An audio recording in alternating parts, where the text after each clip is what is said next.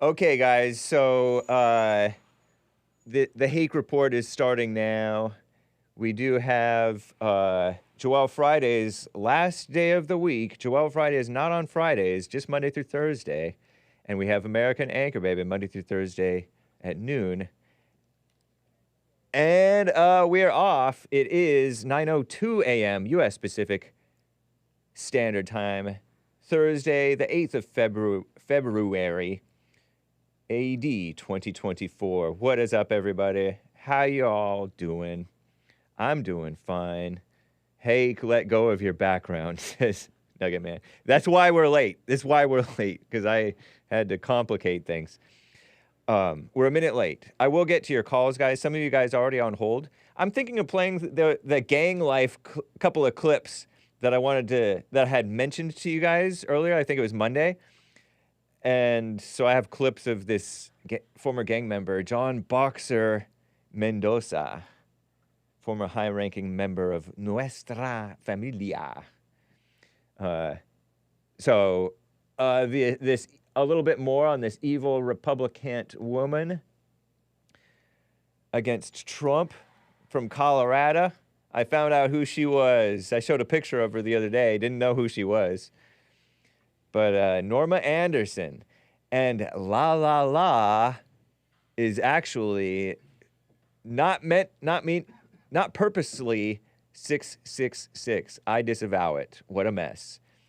But anyway, guys, it is time for the Hake report. Let's get right on.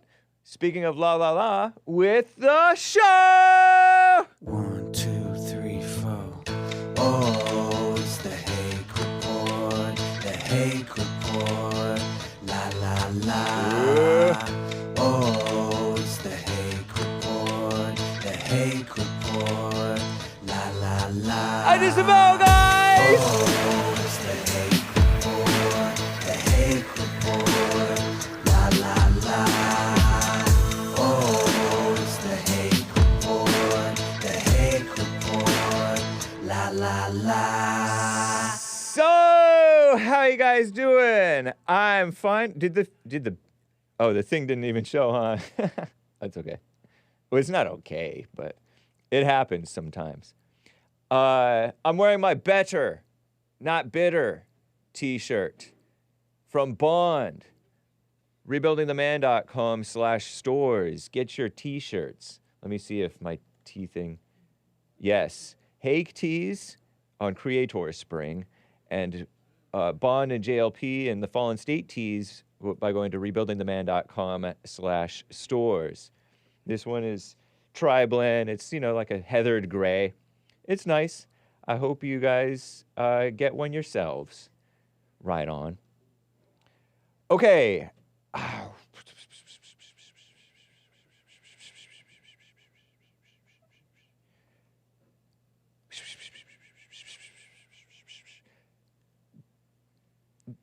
Jaime in Minnesota is on the line. I'm going to get started with some calls here, guys, in the morning.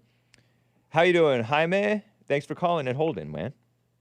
Hey, Hake, talking about that flat Earth today. I don't think it's that big a deal whether it's flat or round. I agree. I agree. It's not a big deal. I heard that. But it's obvious. It's so obviously a globe, though. But this is the flat Earth model sent to me by my flat Earth. Hake has flat Earth listeners, indeed. So shout out to them. Yeah, what? I interrupted you. Go ahead. No. I heard some people think it's on the world is on the back of a turtle floating through space. Yeah, I've seen that picture, that drawing. It's awesome. It's cool. Captures the imagination. But then so too do the planets spinning and orbiting and flying through space. That's awesome.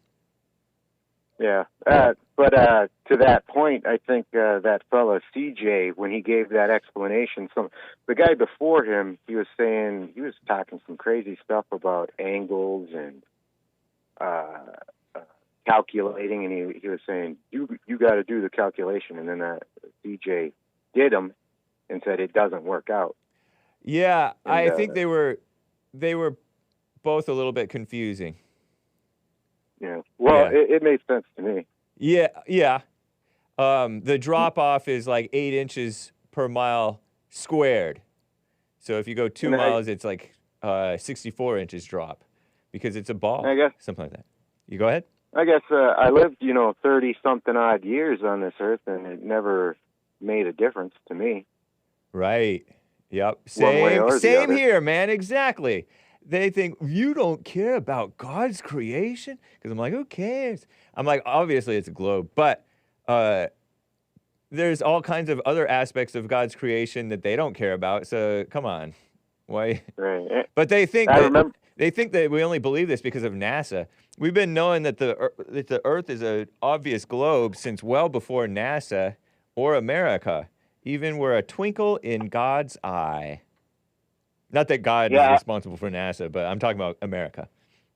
I remember the one caller was talking about, if you don't believe it, then, or if you don't care about it, then you don't care about the Bible or God. I remember that. Yeah, That's so ridiculous. It is because people have different interests, and I'm interested in it. I go to the beach and I think about how I look at how obvious the globe is. I see the horizon. It's so obvious. Yeah, but anyway, a lot of the Bible isn't even all there. Right. Well, especially the New Testament. Yeah, and when these people were writing about the earth, for example, the flood covered all the earth. It covered all the land the known land in that area. It wasn't necessarily the whole ball earth necessarily. You know what I mean? Yeah, and that's and maybe it was. I don't know. I don't care. What's that? Is that it just covered the Middle East where they were talking. I don't know. Yeah, I don't care. Something like That's not the point of the Bible. The point of the Bible is to return to God, not to get spiritual, not physical. Yeah, it's not the physical stuff. No. Jesus even pushed even more towards like the spiritual obedience, not just physical obedience to these things. And that's what all the prophets talked about, was the spiritual. Yeah, that's right. That's what God wants. Yep. For you to know the spiritual. True. But I'm also a Paul denier. I don't believe one lick of what he says. Not one lick. Not one lick. Okay, so this makes at least 3 Paul deniers whom I have known and talked to personally who've called into my show. One didn't call into my show about Paul, but one is called into my show who I'm pretty sure he denies Paul. And evil is real, CJ. Sorry, CJ. And you. So where did you get this? Well, he contradicts Jesus. That's what CJ several says. Times. How so? But not on. Could it be a what's that word? Paradox and not a contradiction? It sounds contradictory, but it's not actually. Well, he also contradicts the other apostles. They call him, Paul, an apostle when there's only 12 apostles. There's not 13. I'll just give you the rundown of why I can't explain it. But answer my paradox question. Could it be a paradox and not actually a contradiction? I don't know. Okay. I don't know. I never thought about it that way. All right. But also the guy says Jesus came back to him and blinded him and all that. And in Revelations, it says that Jesus isn't going to come back until when he does, his feet will touch a mountain and it'll flatten it. So why would Jesus come back just to, talk to Paul? Okay. I call him Saul. Tarsus. He never had his name changed. No way. Isn't Paul just the Greek version of Saul or something like that? No. No, it's not? No, dude said his name was changed. Who said his name was changed? Saul in one of his books.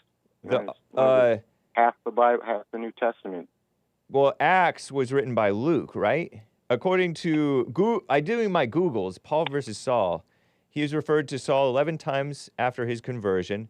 It is when he sets out from Jerusalem in Acts 13:13 that the gospel author Luke begins to refer to him as Paul. So are you a Luke denier as well?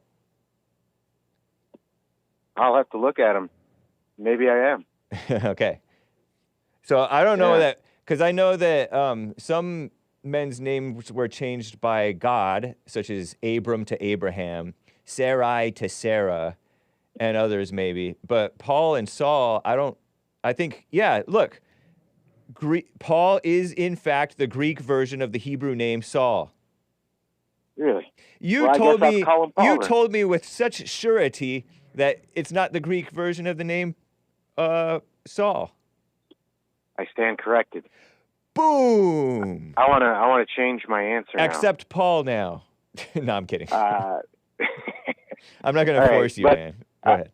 There's other things I don't like about him. Yeah, He's a dirty please continue. birdie. That's it. I gotta go. Oh, okay. Well, thanks, man. Appreciate your call. Take care. All right. Bye. Bye. Bye. He's a working man. I got to keep these quality calls. But anyway.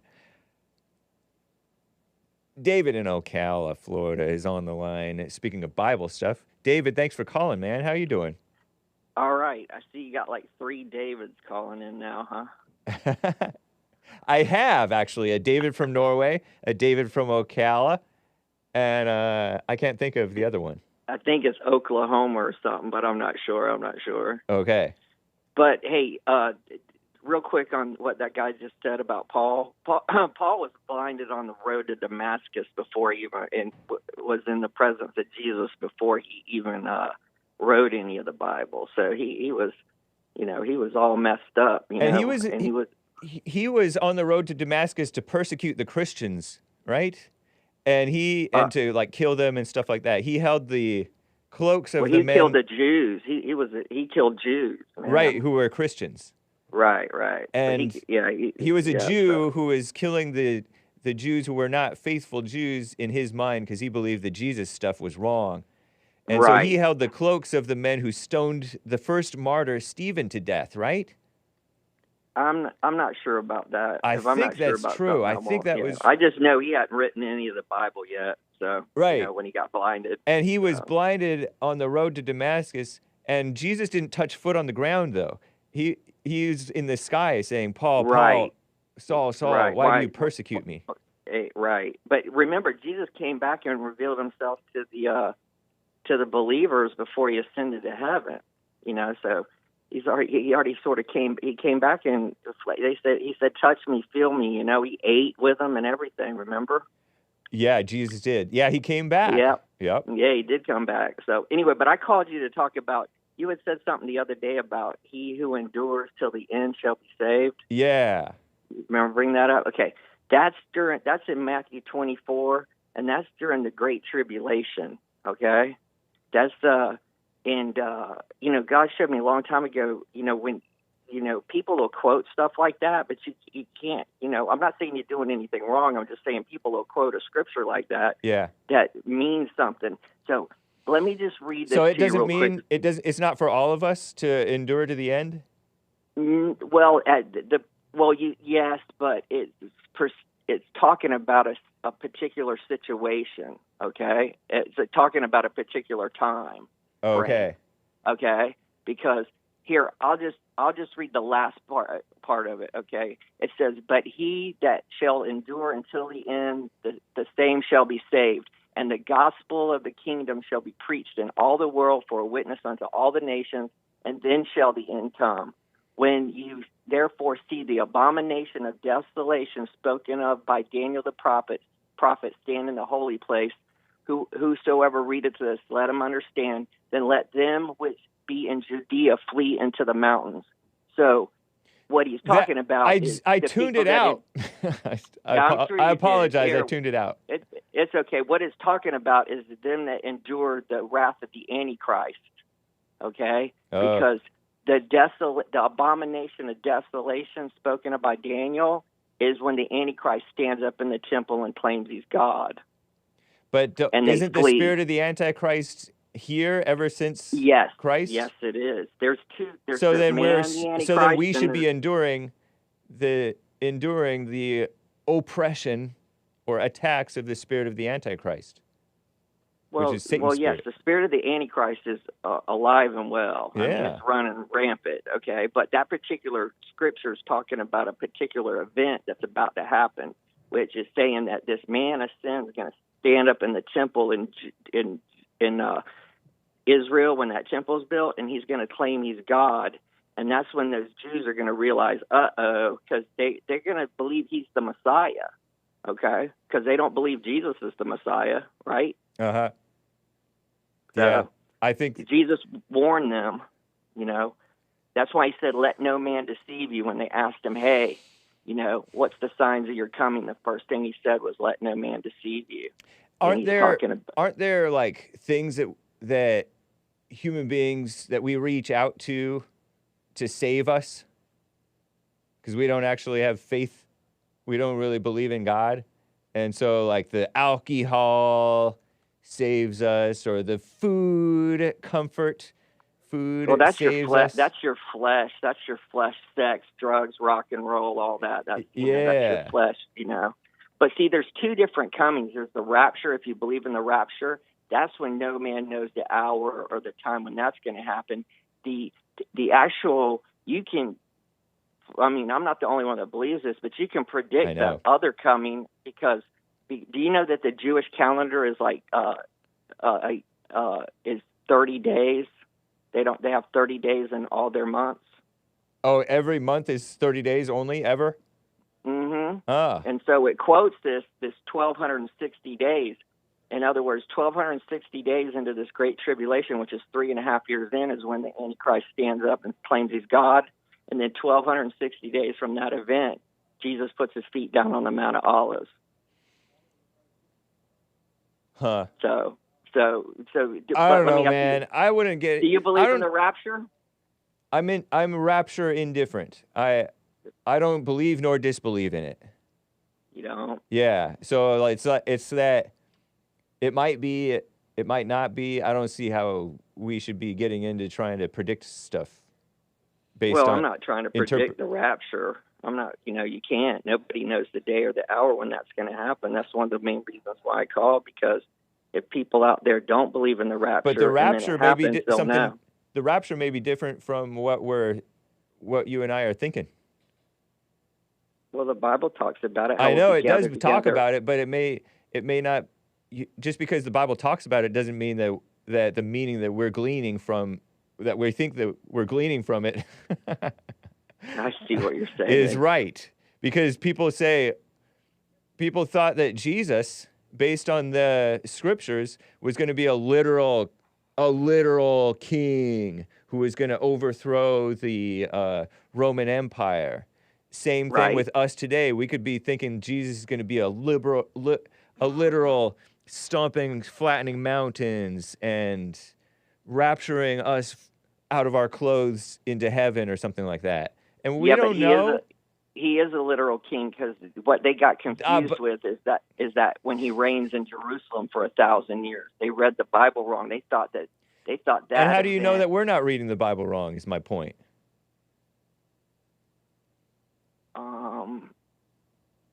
Well, anybody could say that. Then that's like truth is objective. No. Answer my question, blah, though. I'm not saying I'm saying truth is real, but I'm saying that we don't necessarily have the truth. Well, I can guarantee you this: Jesus is going to rule in Jerusalem for 1,000 years. Okay, and how do you? But answer my question: how do you know that you're not reading the Bible wrong? Because I know Jesus is going to rule in Jerusalem for 1,000 years, and that's a circular. That's what the Jews were confused. The Jews when you're being a Gen Xer. No, yeah. Answer my question, man. How do you know you're not reading the Bible wrong? Because the Holy Spirit's telling me I ain't reading it wrong. Come on. You might. I mean, you're saying that's the Holy Spirit. I have faith that I'm not reading it wrong. But a lot of these people have false faith that they were not reading it wrong. Well, of course, like they said that there was 88 reasons why the rapture was going to be in 1988. That was before you were born, I think. No, I was born in 81, man. Oops, oh, that's right. You were. Yeah, he got me to dox my age. I keep getting. He got me to dox my birth year. Not 92. I'm sorry. 81, man. Do you remember that? Do I remember what? Oh, that it was going to happen in 88? Yeah, there was a big thing in 1988. This guy was convinced that the rapture was going to be in 88. Yeah. He wrote a book about it. Y2K, all kinds of stuff. Right. But what I'm trying to explain to you is, the Jews back when Jesus was coming, the king thing that they thought, and he was a king, okay? He was the king of the Jews, but they had the wrong dispensation. They thought he was coming right then to rule and reign, okay, on earth, but he wasn't. He was coming to save us of our sins and die on the cross and shed his blood. So, but in the future, he's going to rule and reign like in Jerusalem for 1,000 years, just like the Bible says. Maybe it's a spiritual Jerusalem. No, it's an actual Jerusalem, but you are right about there is a difference between the Antichrist and the Antichrist spirit. Oh, okay. So, I didn't know that. I thought that it was the same. Well, you read the book of Revelations, right? I have. It's been some years now since I've read it. But we'll read it again. Well, listen, I'm sure you got to go. I just wanted to, talk to you about that just go back and read that scripture, Matthew 24. So you don't think that you have to? 13. So you don't think you have to endure to the end to be saved? Well, that becomes I'm glad you brought that up. That becomes like a work-based thing now. Of course, you got to endure everything like cancer, people offending you, maybe stealing, you got to endure that. But we're saved by grace, man. We're saved not by works. Let any man boast, it says. I know, but the evidence of the grace that you receive would be you live with grace and endure to the end. Well, yes, you're slowly becoming perfected. You never get total perfection, but God works to you and gets you to quit smoking cigarettes, quit doing drugs, quit, sleeping around, all that. Now, if you, but these are just such shallow things. That's just scratching the surface of the depths of our depravity. Well, that's the true sign of somebody being born again. No, it isn't. You can't be born again and go out and rob banks. A lot of people quit drugs and alcohol, and they're atheists or Buddhists that suckers. is true. Yeah, so right about that, that's not the evidence. The evidence is you love your neighbor, you love your brother and your neighbor and your enemy, and you obey God. You love God. That is true, and you want to learn about God, and you want to know Him, and you want to you want to read the Bible, and you want to have a relationship with Him, right? Yeah. Okay, that's it. That's it. So there's nothing good enough that you could have ever done to receive eternal life. Okay, that's why Jesus came. It says he was the lamb slain before the foundation of the world. That means that was already, God already knew everything that was going to happen before it all happened. Okay? Interesting. That's cool, man. Yeah.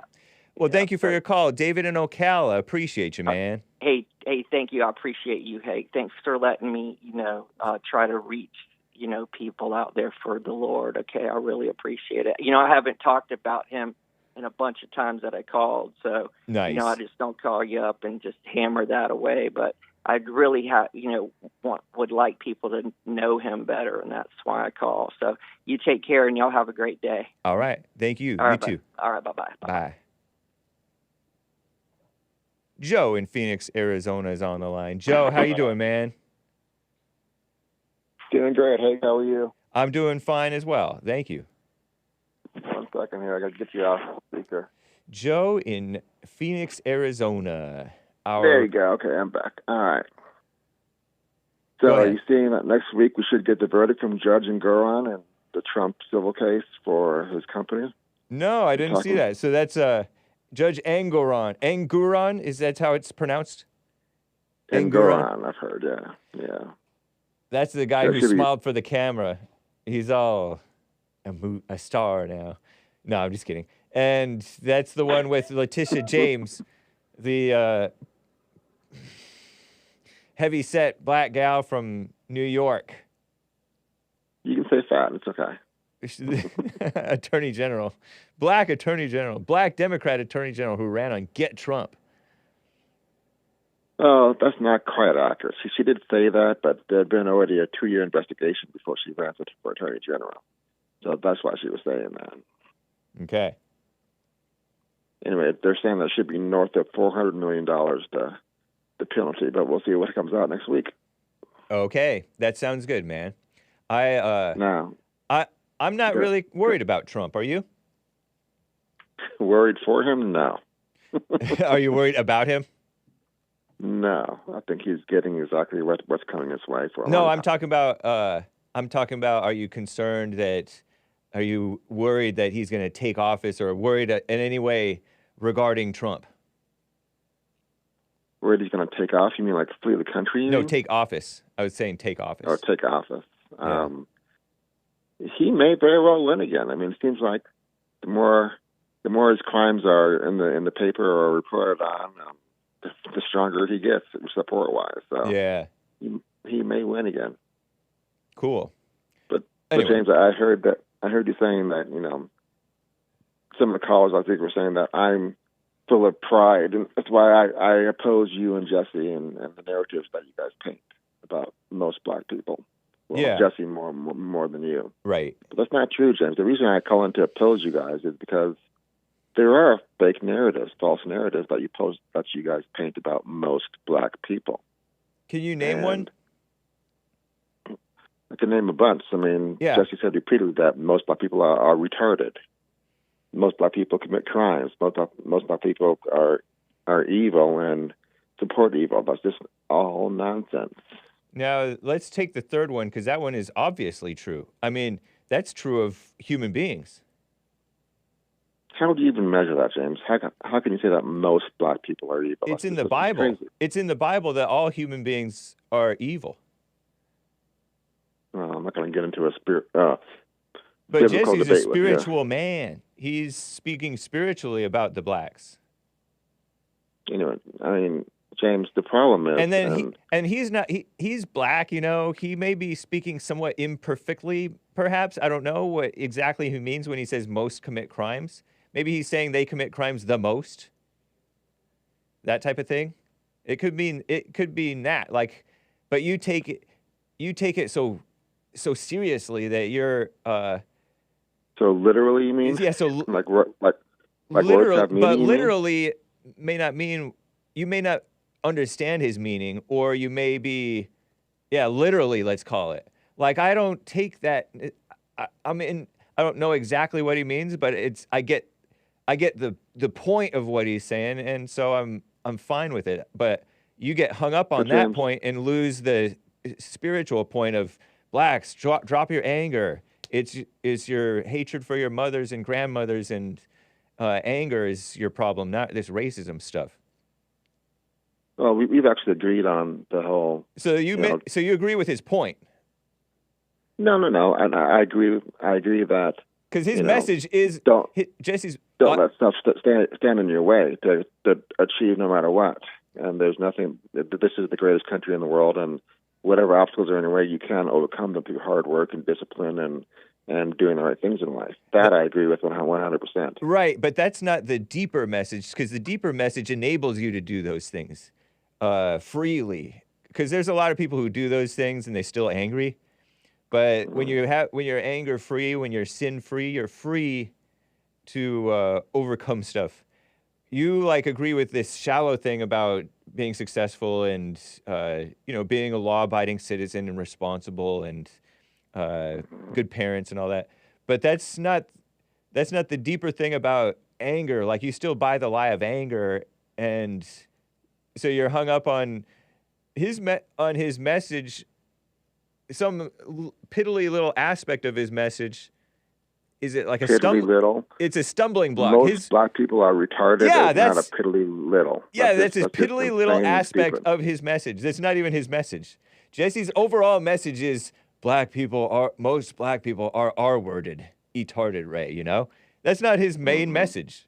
But you're hung up on that. He said that one time, or maybe 2 or 3 or 4 or 5, in the 10, 12 years that you've been listening or whatever. Hasn't been that long. But James, here's my point.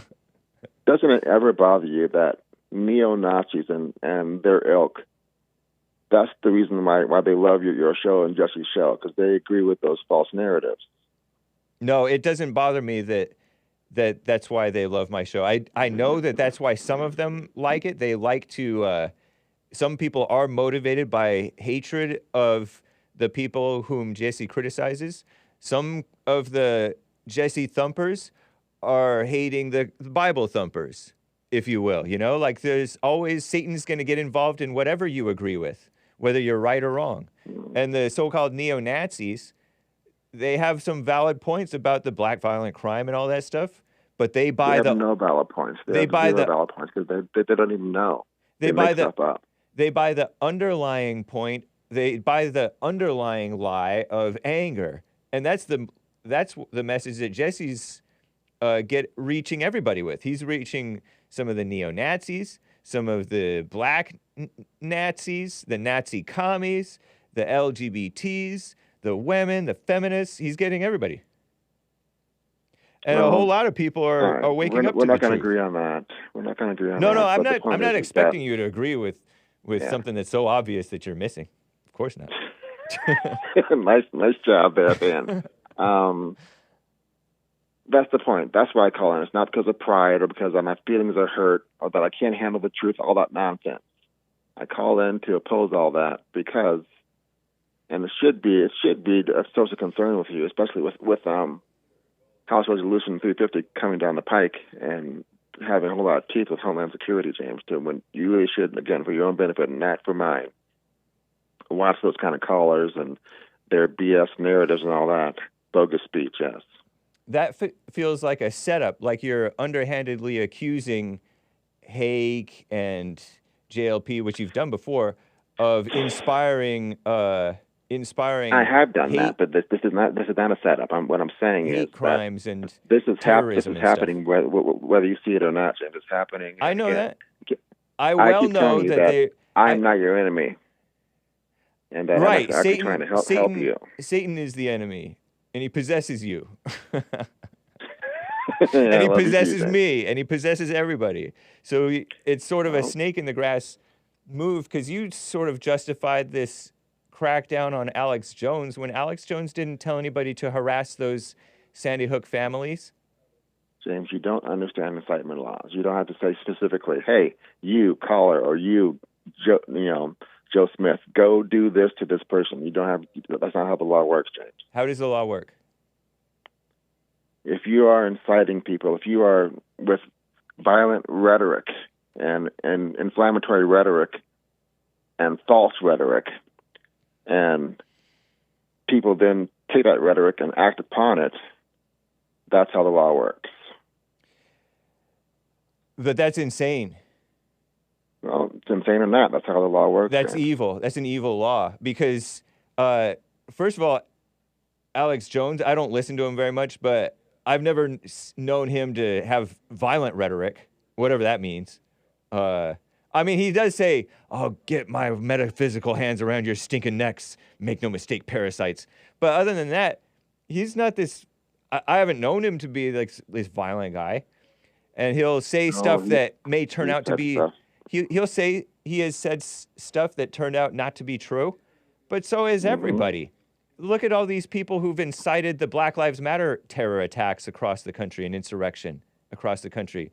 None of the mainstream media or Democrats or even Republicans have been cited for that.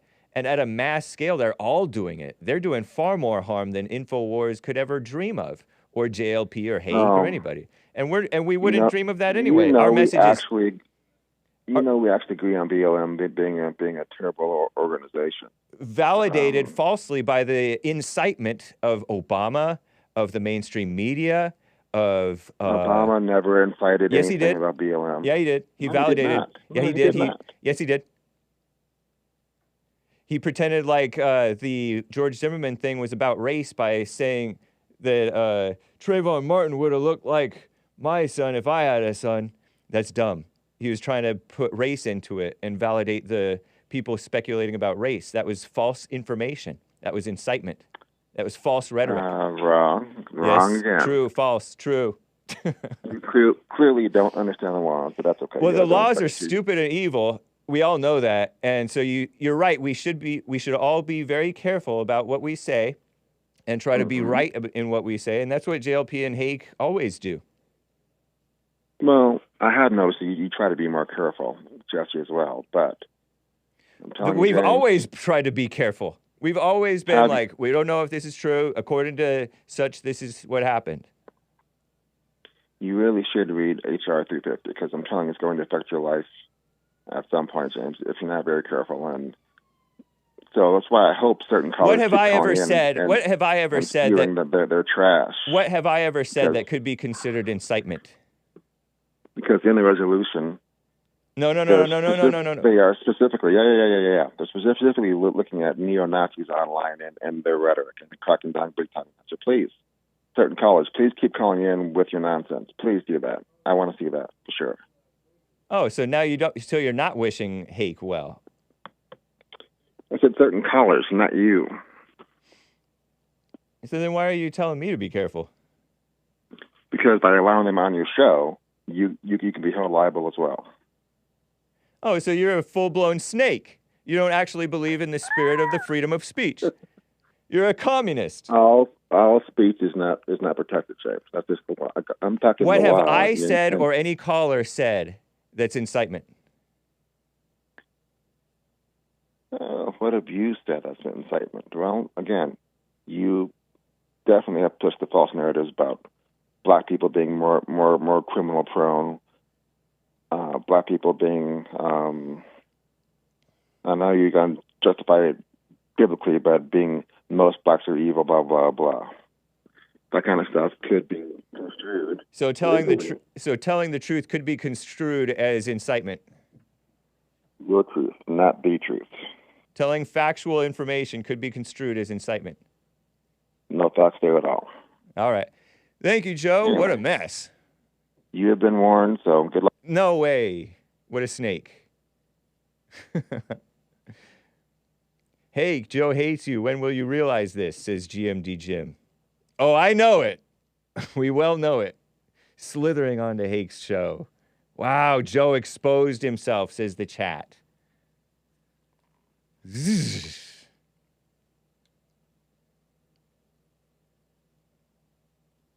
Underhanded threats.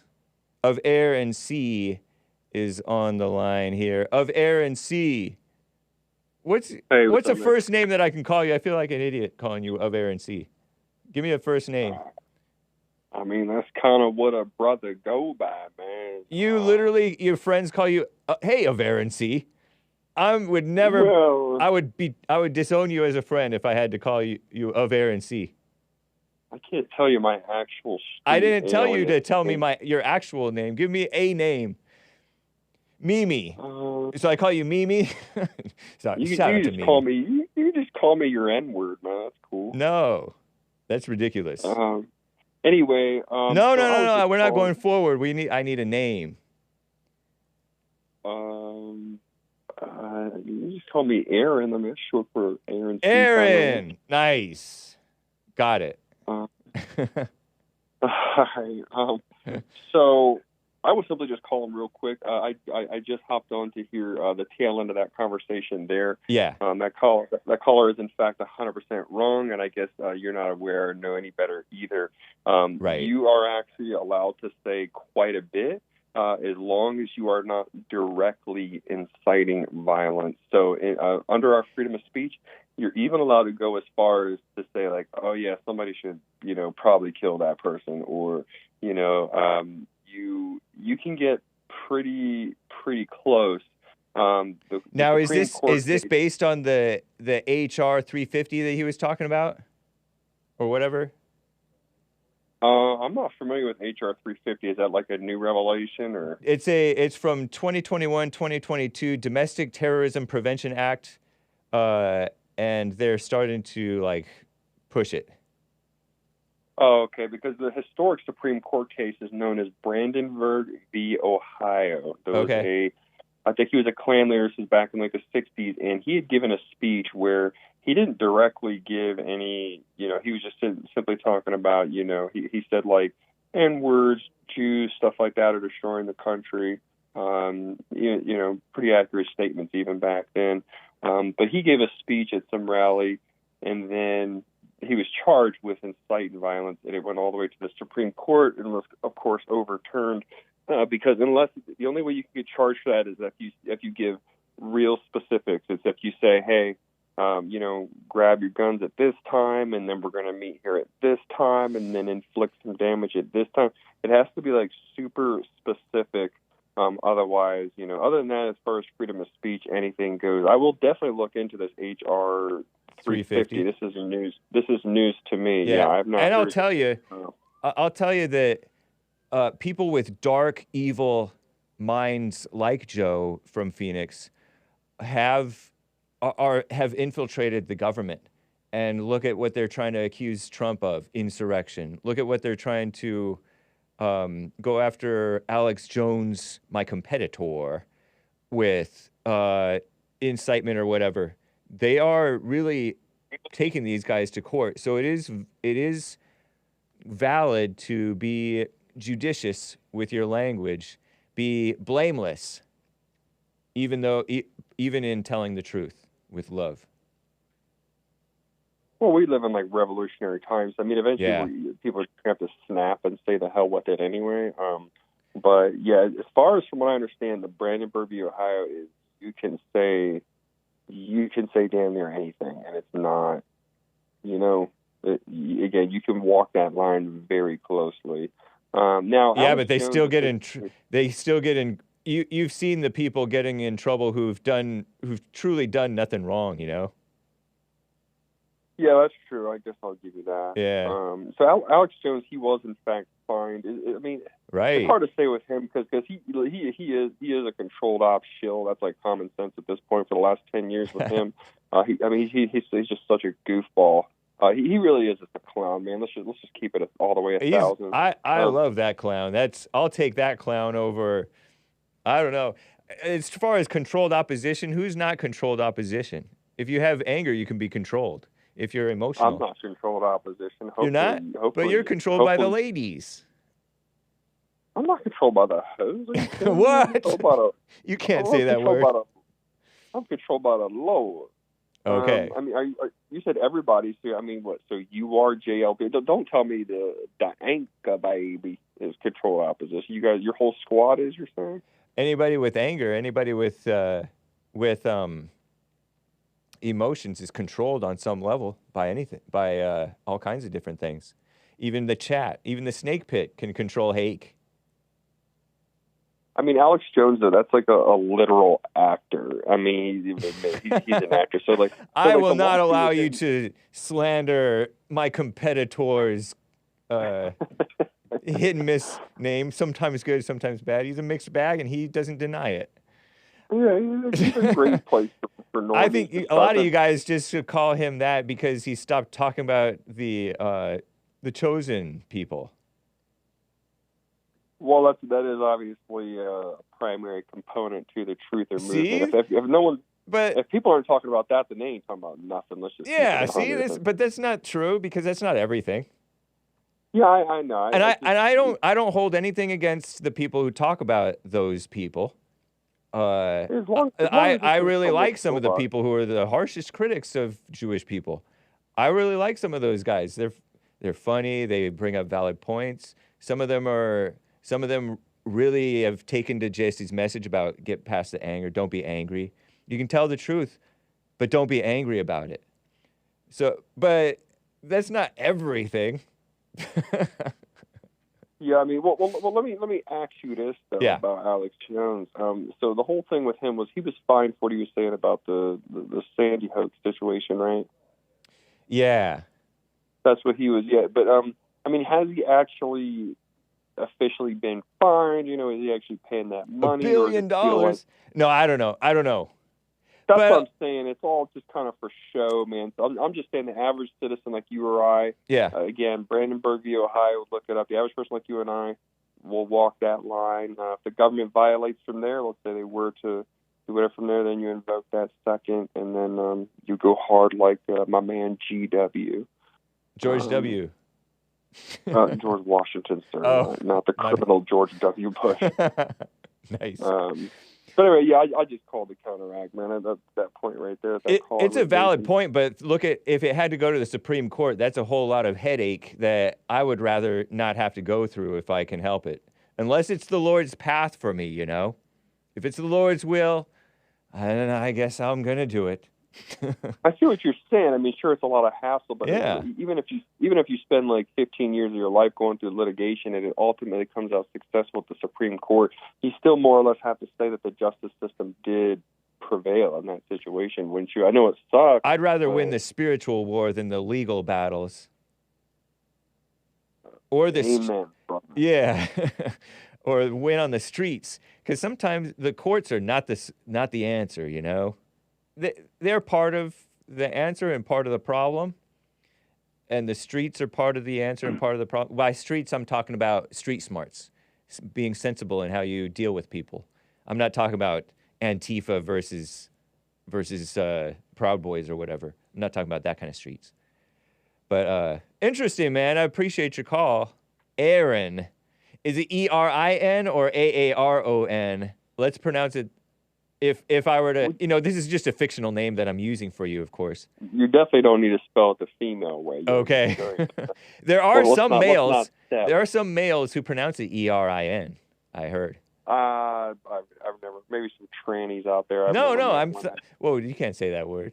I'm talking about, do any Irish pronounce it E-R-I-N? I feel like there's some Irish. No, that's a girl's way of saying it, man.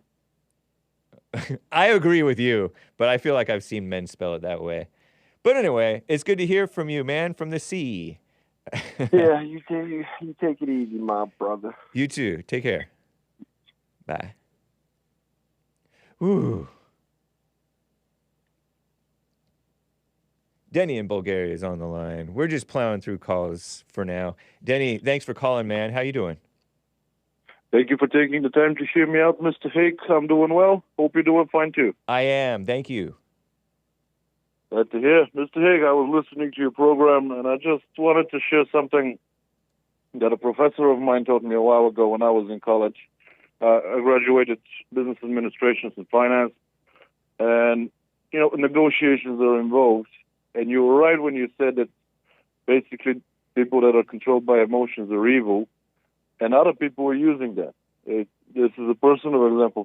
For example, when we did something wrong, and as an accountant in a finance field, eventually you will do something wrong. There's no other way around it. Yeah. And if you can awaken any kind of emotions in your opponent, the other side, you actually win. Even if you messed up things. Yeah. A lot. And one of the examples that we were given is, if the man or the woman in front of you is, those, it's not a scar, but it's like a mark on the ring finger. And if the ring finger is recently removed, that mark remains for about a year. So either that means either a divorce or death in the family. And during negotiations or during talks, we often give it as a funny example. That like mocking people that have divorced or mocking people that lost somebody. It's not the right thing. Of course, it's the wrong thing to do it, but we do it anyway. Yeah. And the other side, actually, those are emotions that are being awakened in the other side. They start shouting and screaming at you, you automatically won the argument. Doesn't matter if you're right or wrong. Yeah. In the eyes of the third party. And this is actually a good example because let's say, I don't know your situation, but let's say your wife had something happen to her or she divorced you. That's actually between you and her. It has nothing to do with me or anybody else. But then again, if you are emotional, you're not going to see it that way. Yeah. And you will lose your nerve and you will lose your temper. And you will end up on the losing side, although you shouldn't be losing. Although you have the right for certain claims, either financial claims or something else. If you start acting out, you will lose the argument in general. And I just wanted to highlight that because people seem to have issues understanding that. Yeah. Interesting, man. Great point. That's... yeah. See, that's... And people, clever people know that. And so they can... We were trained to do that, yeah. Wow. So, and don't. I mean, either I called your program or Mr. Peterson's program. I don't remember, a few years ago, and I told you that it's like the mini version of the silent prayer. Like, for example, if you are right-handed, then you make a fist with your toes, like you crunch your toes on your left foot. Okay, And vice versa. If you, and that actually reduces the heartbeat. Even if you're guilty of something, even if somebody accuses you and you don't want to lose your nerves, it just reduces the heartbeat, and it's ridiculously useful. Yeah. It's a little bit tricky because my eyes are blue, and when you do it, your pupils get elevated; they get bigger. Wow. And you look high. So, but if your eyes are dark, it's fine because it's very difficult to spot. I mean, if somebody knows about that technique, they will spot it, but most people don't. Right. And while doing it, just breathe through the nose, and it cools down the system. It's remarkably useful. Nice. Thank you again for the reminder of that tip. That's cool. Indeed. And with that said, Mr. Hake, I know how busy you are. Thank you for taking the time to hear me out, sir. Kind regards to your audience and your callings. And God be with you. Thank you, man. Take care, Denny in Bulgaria. Likewise. Goodbye, sir. Bye.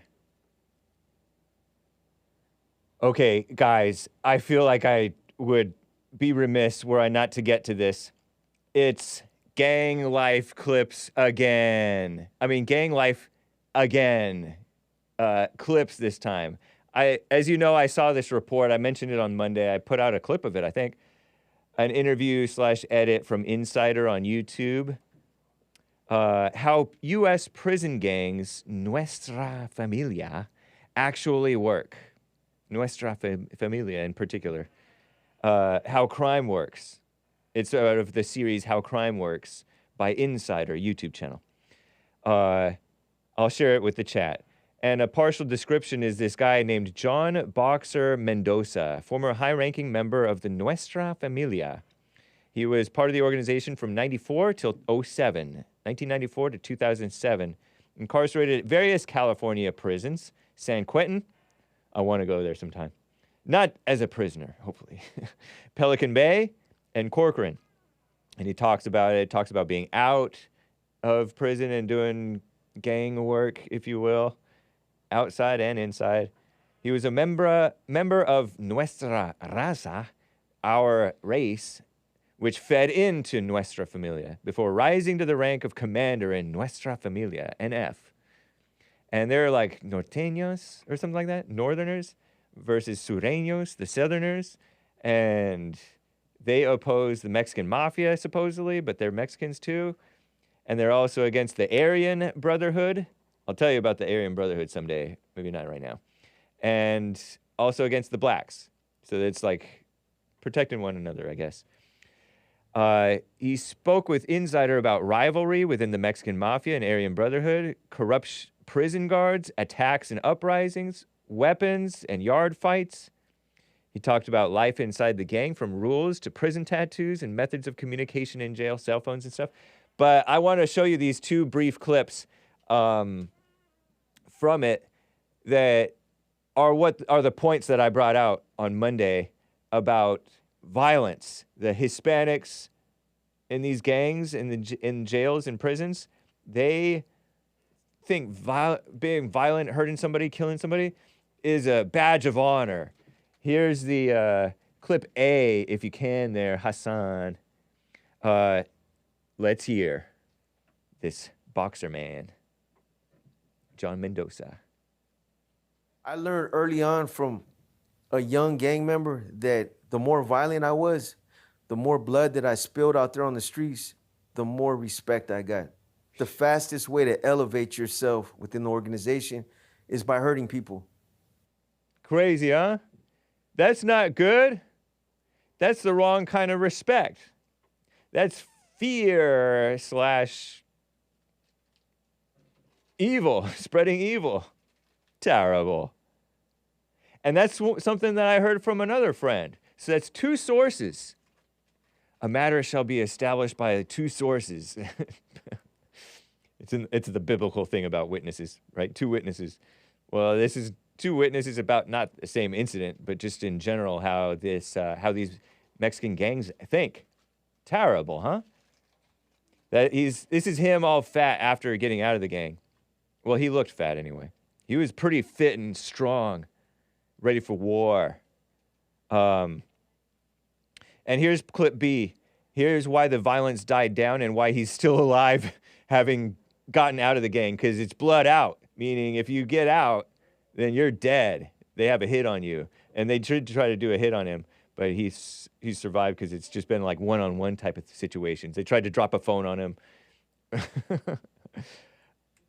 and stuff like that. But if it was like 18 guys, then it'd be his time to go. But here he is. And you can tell that he's still being very respectful of the gang. But they did these hits on him, so they did these hits on him before he even got out. Because he was appeasing his wife at the time and his mother at the time, saying, oh, yeah, don't worry, I'm going to cooperate with the police. But he wasn't really necessarily going to do that. But he was just not wanting them to worry. But word got out, and so they called these hits on him. And he felt betrayed, they felt betrayed, and it was a mess. He's voluptuous. I disavow that. But anyway, here's the reason why the violence diminished. And this is something that one of the guys here has told me. One of the old the Gen Xers here. 3 strikes laws. Because the violence was crazy in the 80s and 90s. Here it is. Part B. I think the influence has waned over the years, like a lot. In the 80s and the 90s, you couldn't testify against the NF and live in the same county. You wouldn't even want to be in California. The threat was very real back in those days. But once the 3-strike law came into effect, we kind of stepped away from the violent crimes and started doing almost exclusively selling drugs. The influence is there. People know that they're out there. They're in the cuts. They're functioning. It's just not it's not like it was. Crazy, huh? Well, that's kind of a good thing. Shout out to the 3 strikes laws. Tough on crime. Right on. Those 3 strikes laws indeed had a big effect. The dishonesty of the criminologists, they will say, oh, crime has done nothing but drop over history, which is not true. Because crime spiked like crazy from the 60s through the early mid-90s, and it dropped, and then it spiked again 2014 with Black Lives Matter, and then started to drop off again maybe with Trump, and then it spiked again in 2020. What a mess. With the false validation of the anti-police rhetoric, pretending that blacks are these poor innocent victims. Give me a break.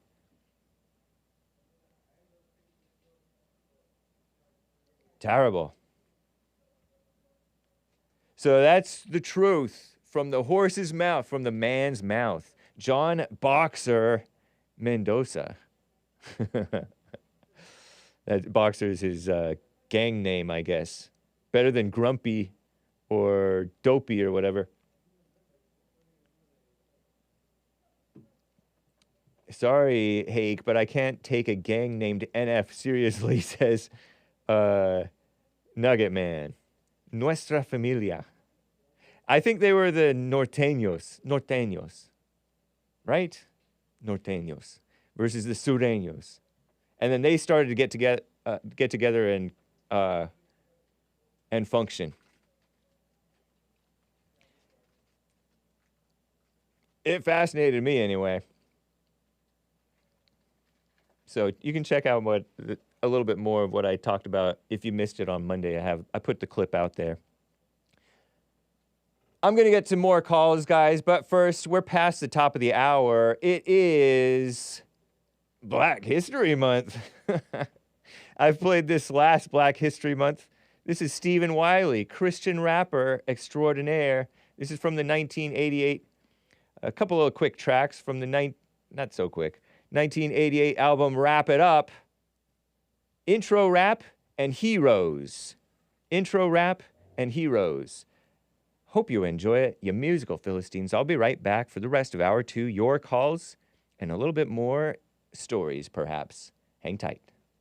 I'm not LL Cool J or Run DMC, and the Beastie Boys have got nothing on me, cause I don't rap junk and I don't rap mess. I'm rapping for the king, his name is Jesus. Some people say that Christians shouldn't get into rap. Then tell me, what am I doing? Am I taking a nap? I want to make one thing totally understood. I'm going to cleave to that. Now, which is good. So if you want the very best for your life, sit and listen as I rap about Jesus Christ.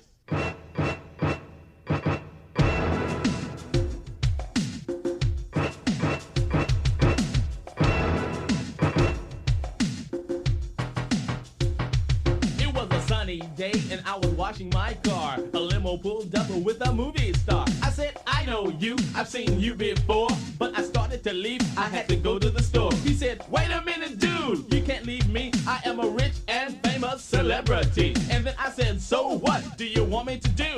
Fall down on the ground and worship you? You see, he usually gets all the publicity, but he wasn't gonna get his feet kissed by me. He might have had the money, the cars, and the fame, but I wasn't gonna bow down to his name. You've heard that story, and that's how it goes. I'm gonna rap a little more about some other heroes.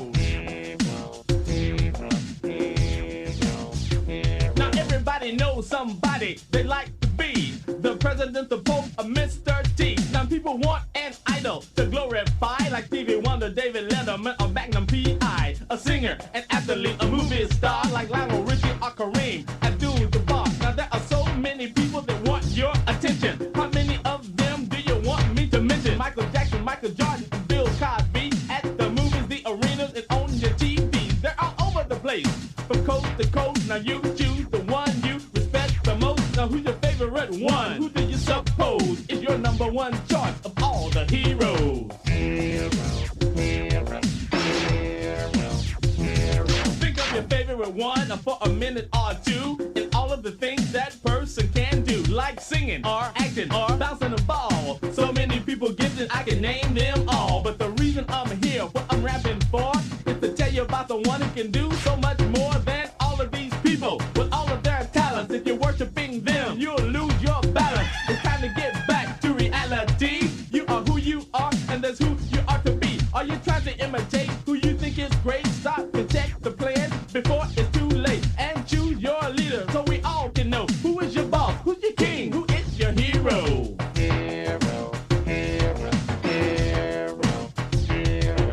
It looks like they've made it, they've come so far, but I'm here rapping to you about the real star. My hero is the best, I'll tell you why. He came to earth to live and then to die for you and me, because we were lost. God sent his only son to die on the cross, but they couldn't keep him down. And 3 days later, people understand why there ain't none greater. He came from the grave, he lives, I know, he gave me victory. Jesus is my hero.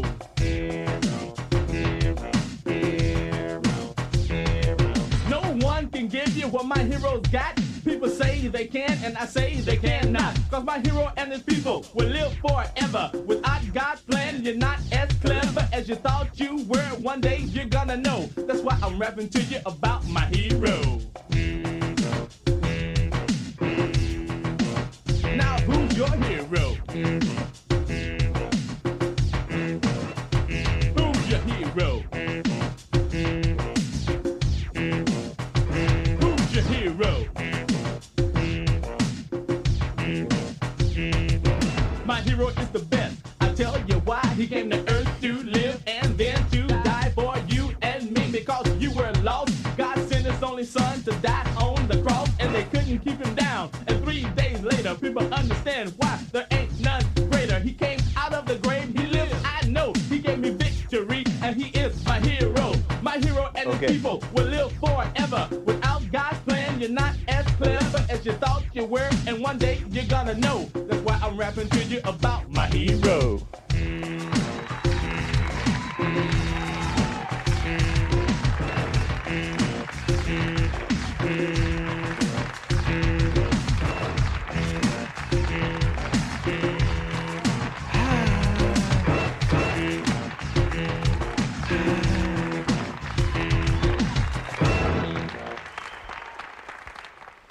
So good. Thank you guys for bearing with me through this beautiful music.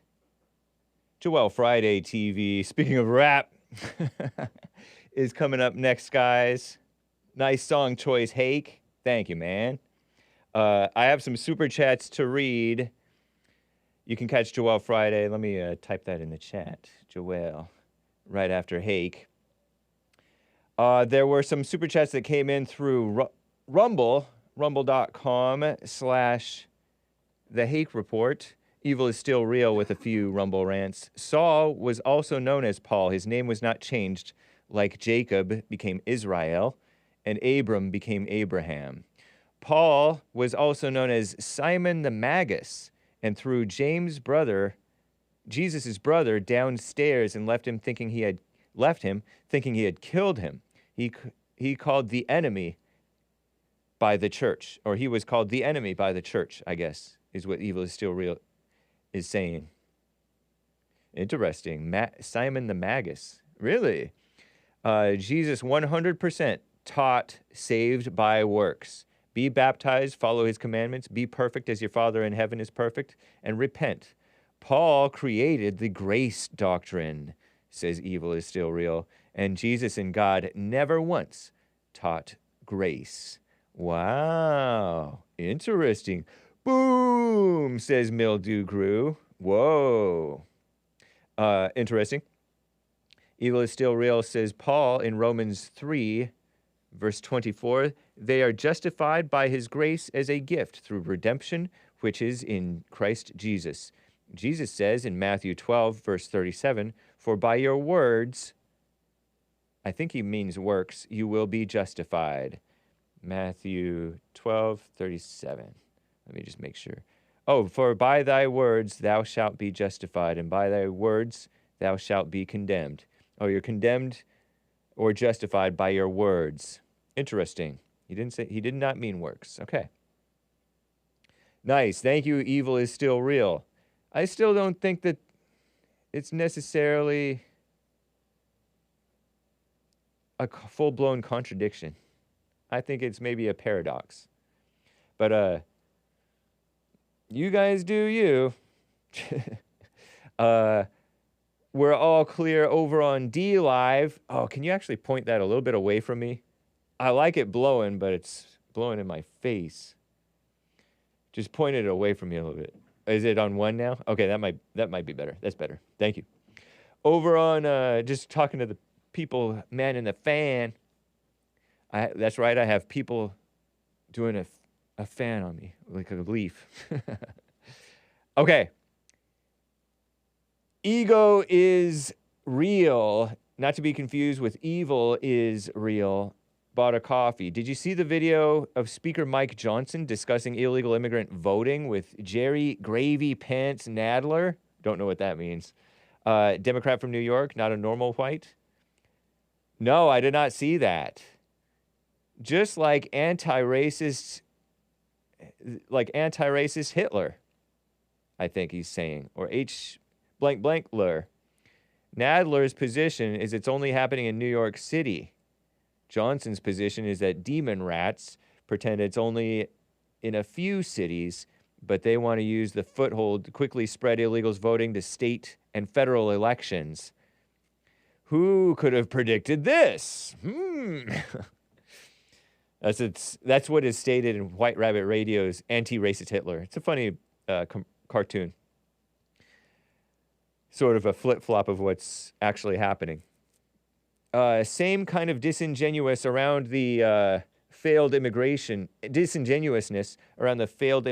bill. Just because it says average 35,000 per week, which is, I guess that's how they get 5,000 per day, and max 1,400 per day after the border is closed, and that Mayorkas is the sole authority to determine if the border should be closed when limits are reached, doesn't mean those things will happen. Interesting. Or media claiming critics don't know the truth because they didn't read the bill, and I don't even have to read the bill. That's my position. They haven't secured it in 40 years. They're pretending like, oh, it was a crisis under Reagan. And Reagan gave amnesty in exchange for border security, and we didn't get the border security, but they got the amnesty. They get what they want, and they pretend that to give us what we want, but they don't. So much for trust but verify, which was one of Reagan's sayings. Shout out to Reagan. Rest in peace. He regretted doing that, the amnesty, according to what I've heard. Senators and representatives identified the same problems. And they read the bill. They must not have read the bill either. Only listen to MAGA, rolling his eyes emoji. Thank you, ego is real. Crazy. C on C bought a coffee. Wow, white man Hake doing the Esquesta. Oh, that's where you do the... I did that thing with the African dance. Black thumbs up emoji. Laughing emoji. And DJ Hassan Yeezy was about to play pause emoji, some music too to hype Jesse up to do it, but Jesse won't do it. LOL, lots of laughs. Nice. Someone bought a coffee, and then I'll get back to calls, guys. Hang tight. In one of your recent conversations with Joe from Phoenix, you know the snake? The communist, black conservative, who's purportedly Christian, but also denies Paul, in that Paul said, hey, if you're a slave, obey your master, for you have a master in heaven, and you are free in Christ. And masters, treat your slaves well, because you have one master in heaven, and we are slaves of Christ. Something like that. You agreed that Obama condemned BLM violence. I don't remember it, but I went with it. Whatever, maybe. He might have. He might have done a little bit of lip service to condemning it. Didn't call a lot of attention to it. He brought Black Lives Matter to the White House. But you said that he appeased/agreed with their grievances, their false grievances, which you felt was wrong, of course, because they were false, they're lies. What's the difference between him condemning the violence of BLM, lip service to condemning the violence, doing nothing about it, but appeasing/agreeing with the grievances that they brought up? And you, Hake, condemning the violence of Dylan Storm Roof. How does anybody justify that, what he did, shooting up the church, right? The black church. But appeasing/agreeing, not appeasing. I'm not appeasing. Agreeing with the facts that he was right on the racial grievances that he mentioned. I don't agree with the racial grievances, but it's true that this racism stuff is a lie from the mainstream media. They're pretending that whites are the racist ones, when in fact it's blacks attacking whites, not the other way around, by and large. 80% of interracial crimes, black on white. You're going to pretend like that's not true? Joe wanted to deny the facts that the blacks are doing more violent crimes. You want to deny that as not a fact. Joe from Phoenix wanted to deny that, even today. Even today. And then he uses these weasel words like prone to more violence. I don't know what prone means. I kind of know what prone to more violence. They seem to be prone to do it. If effectively they are.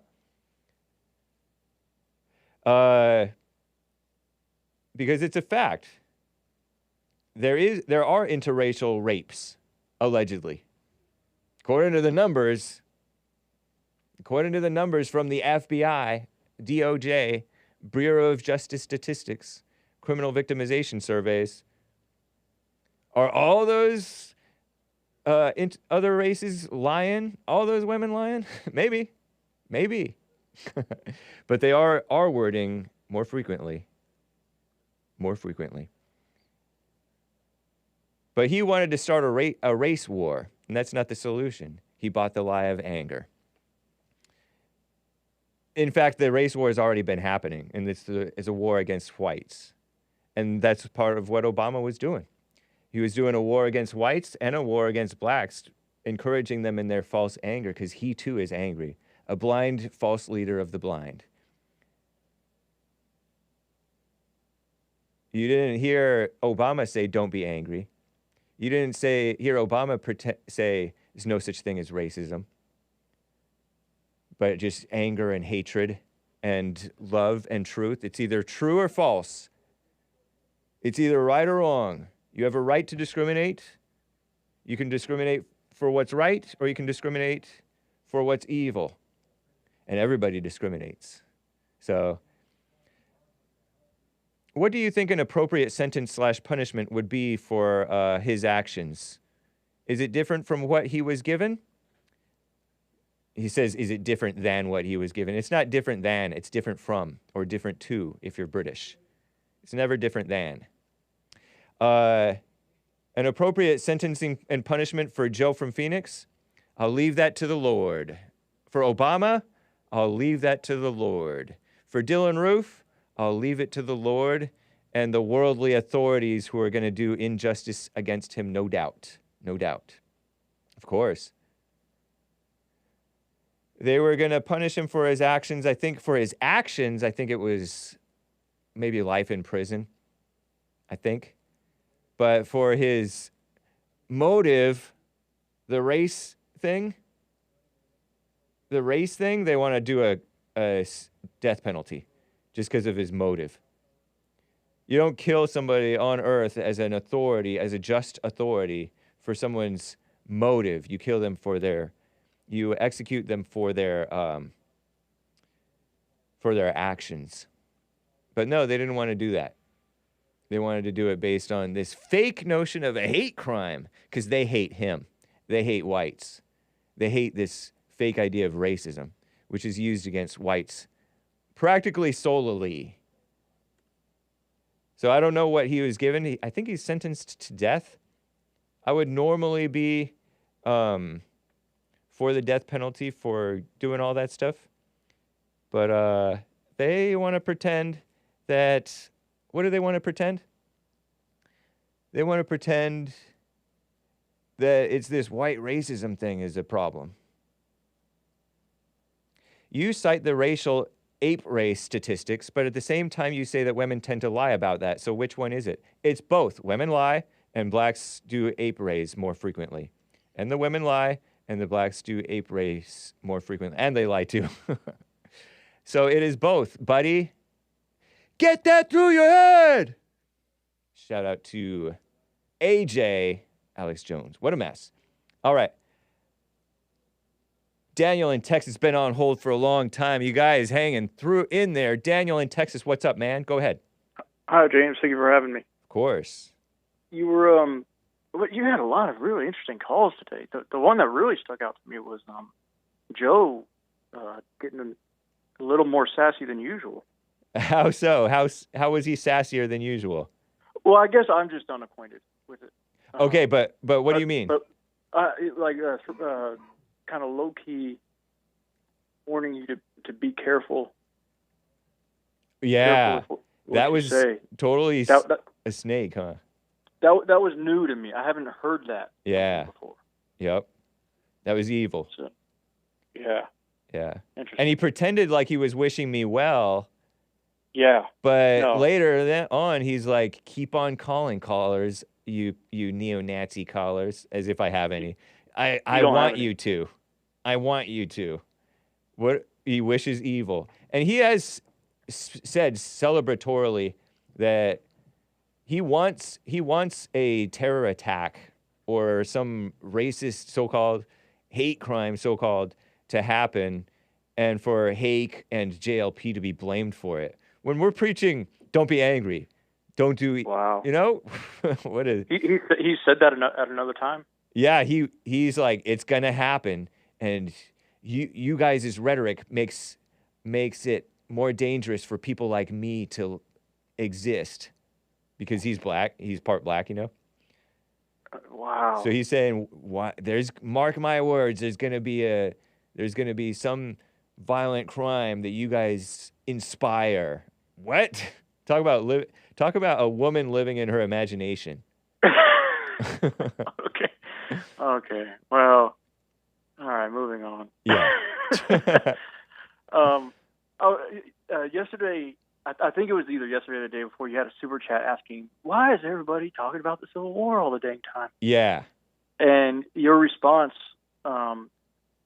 was something along. I'm paraphrasing, but Yeah. something along the lines of the war is, it's a big deal, and it was kind of the end of freedom, in the country. And Yeah. am I getting that right at all? That's part of it. That's a big part of it. Yeah. Okay. I also talked about the human natures thing, but yeah, I definitely said that was a huge turning point in the direction, I guess, of the country. It definitely changed a lot of things. The feds took over. Yeah. And my disagreement with that is we don't know the level of freedom you'd have in the Confederacy with a Confederate victory. Yeah. But we do know the level of freedom that you have in the Confederacy when the Confederacy is at wartime, and it's not a lot. Okay. But of course, how was the Union level of freedom? It wasn't much better because eventually it would have the draft. However, it was more so in the Confederacy that your level of freedom. Your volunteer, when the war starts, they don't have the draft on either side, right? The draft doesn't come until a few years later for the Union, but for the Confederacy, it essentially starts at the beginning, because what happens is the volunteers sign up for a year, and they all think we're going to be done with our service, and then there will be a new flux of recruits, the volunteers, to continue the fight, and they extend their volunteer requirements for additional time as the war goes on. Yeah. So effectively, in practice, what happened was when you signed on in the Confederacy in the beginning, you were essentially in for life. Wow. So in practice, that's what ended up happening. It wasn't what was intention. It wasn't the intention, but that's what ended up happening. Yeah. And most of the desertion spikes in the Confederacy came from that initial extension of their service. And many of the letters written by the soldiers were basically that they've been shafted. And so there's a lot of Confederate, essentially deserters. Yeah. And there's an argument to be had on whether or not, I mean, they are deserters because they're soldiers leaving the fight when they're being required to continue to fight. But these deserters, there's one of which that had penned a letter to, with the attempts of Jefferson Davis receiving it, and it was essentially, to heck with you and your inwards. I'm going my way. Wow. Yeah. So there wasn't too much freedom to be had, but it's hard to know, the difference between wartime and peacetime. These things are hard to know. And also another thing to keep in mind is that the peacetime military is not a fun military to be in either. There's a lot of court-martials in peacetime military. So a lot of the begrudging soldiers in the Union Army remember what it was like during the peacetime era, and that includes the Confederates. And the Confederates during the peacetime era, many felt that their efforts were not reciprocated. Lee, in particular, oversaw many court-martials when he was in the Union service. It was very disparaging work. And a lot of these things shaped the opinion of the Federals. So on both sides, there's not a whole lot of freedom going around. Right. During the war and even during peace. Exactly. Peace beforehand or peace afterwards, or both? I'm talking antebellum, so that's before the war and then during the war. Those two periods are what I'm talking about. And I'm not talking about Reconstruction, because everything changed after Reconstruction. And the reason why I'm talking about the war in particular is because that's when a nation had been created. It was essentially two modern nations. Yeah. And Abraham Lincoln saw it as a modern nation when it met his expectations for doing what he needed to do. So, for example, if you have a rebellion and you want to internationally have a blockade recognized, right? You're going to blockade this rebellion. Yeah. Well, you can't blockade a rebellion because it's your own country.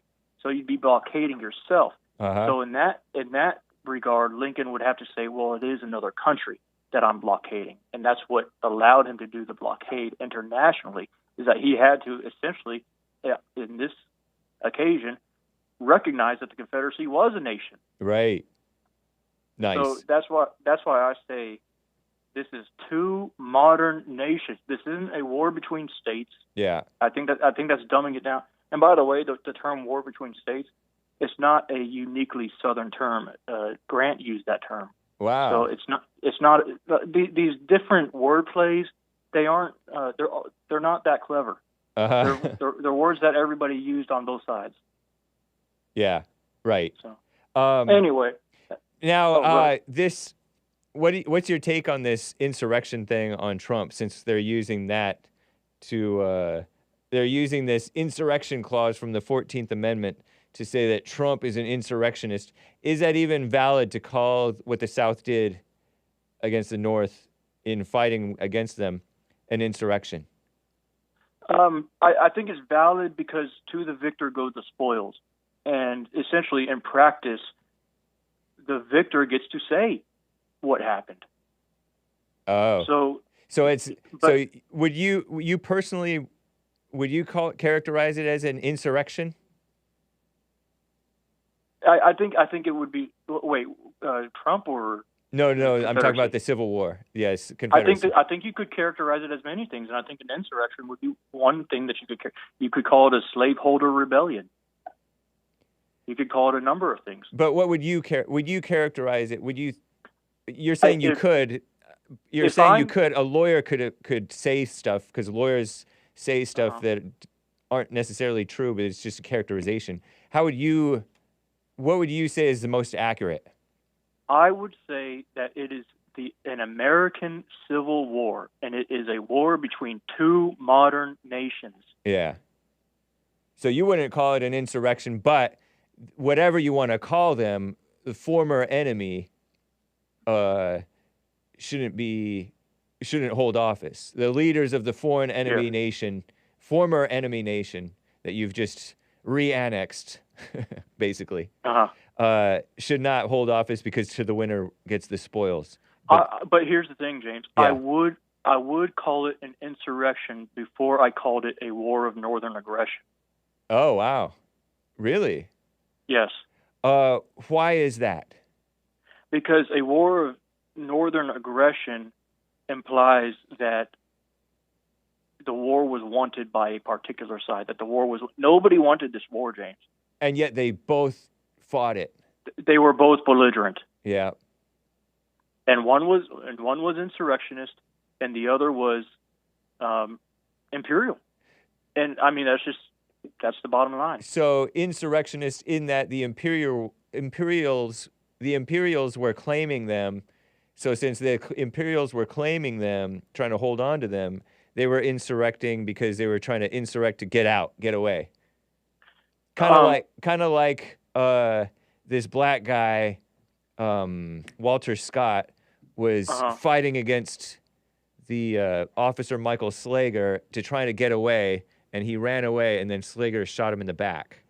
Well, I think we're kind of splitting hairs here, and I think we're just splitting hairs. Yeah. I just want to kind of convey my opinion on it, and that is the Northerners are tied into this war because I know that I had asked you about your sympathies towards the Confederacy in the past, and it came down to abolition. That you saw abolition as an aggression into the South. Well, the North saw slavery as a liability. Right. That if you have a slave rebellion, you can't fix it. You lose that country. It's a liability. Oh, okay. You lose that. Yeah, that's the argument that would come out of the Union.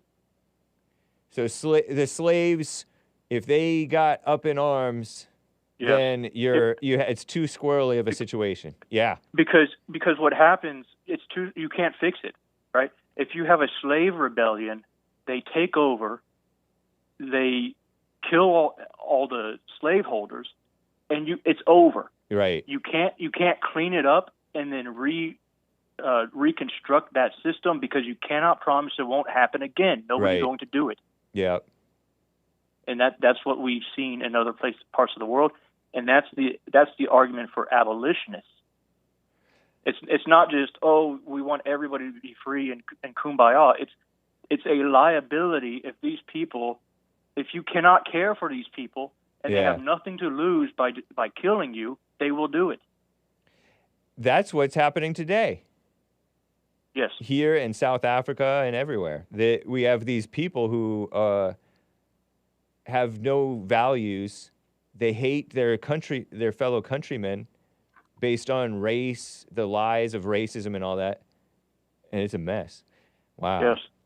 And the go ahead.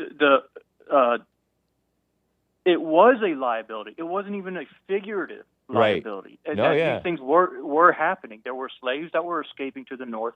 These Northerners don't want these people. Right. And the law at the time was a mandatory return of these slaves to the slaveholders. Well, that still puts the onus on you to resolve that when the slave escapes. Right. So during the war, the Emancipation Proclamation, the point was so that they wouldn't have to do it. During the war, the Northern troops were going into the Confederate areas, and these slaves in these liberated areas were attaching themselves to the armies.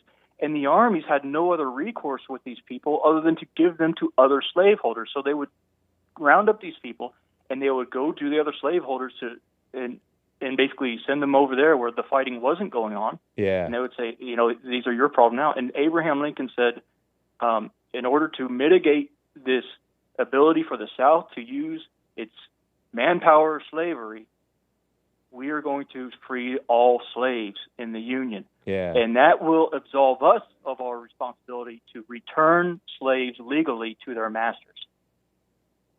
Now the slaves are attaching themselves to the armies. They don't have any masters to return them to.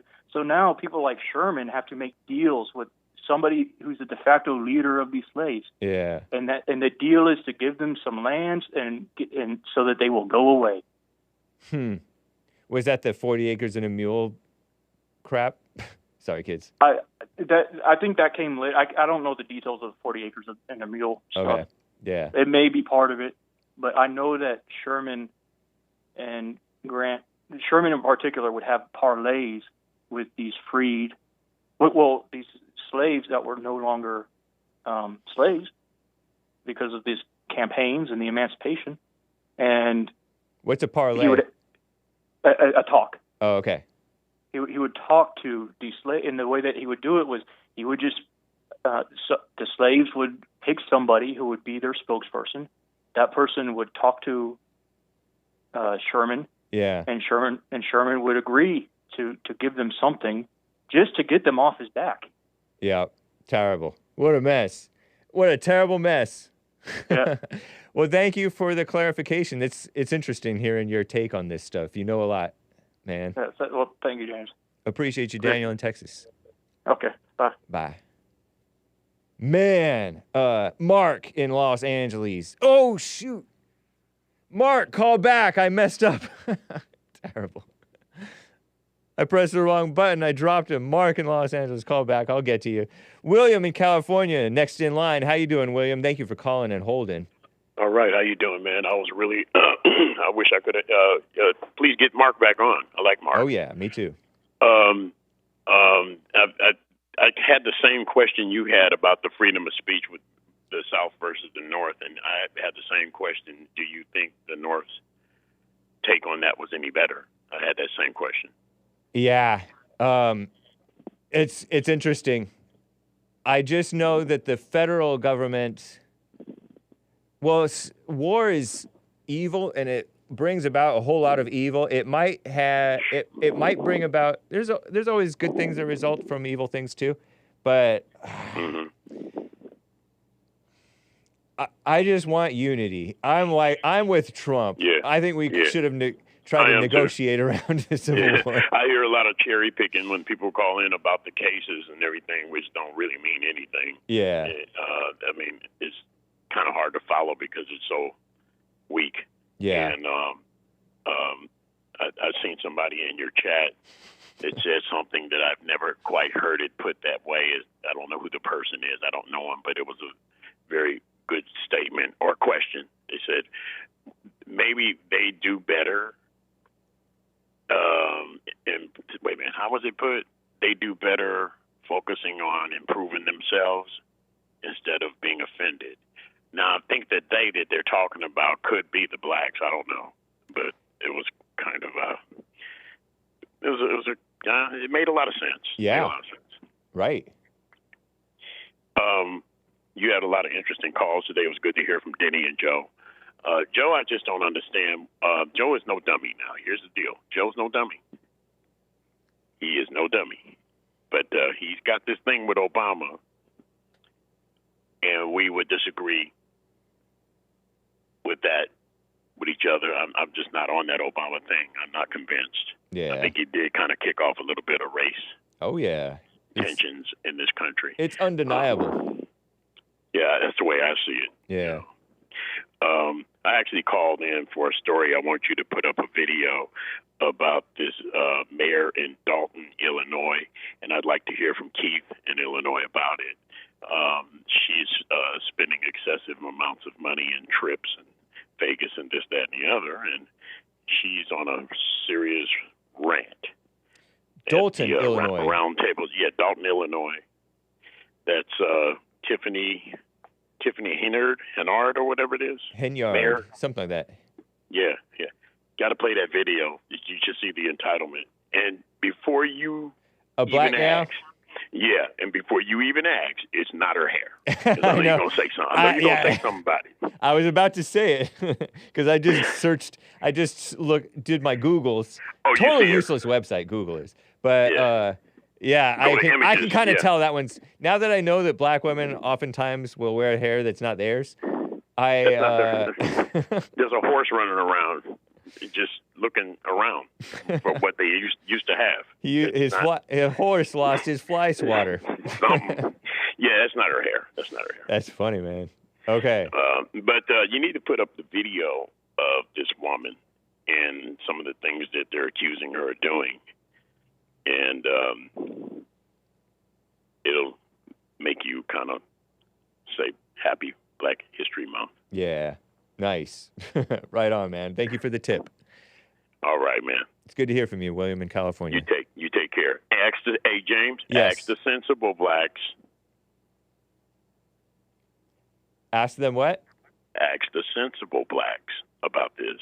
Okay. All right. Thanks again, man. Take care. Okay. All right. Bye.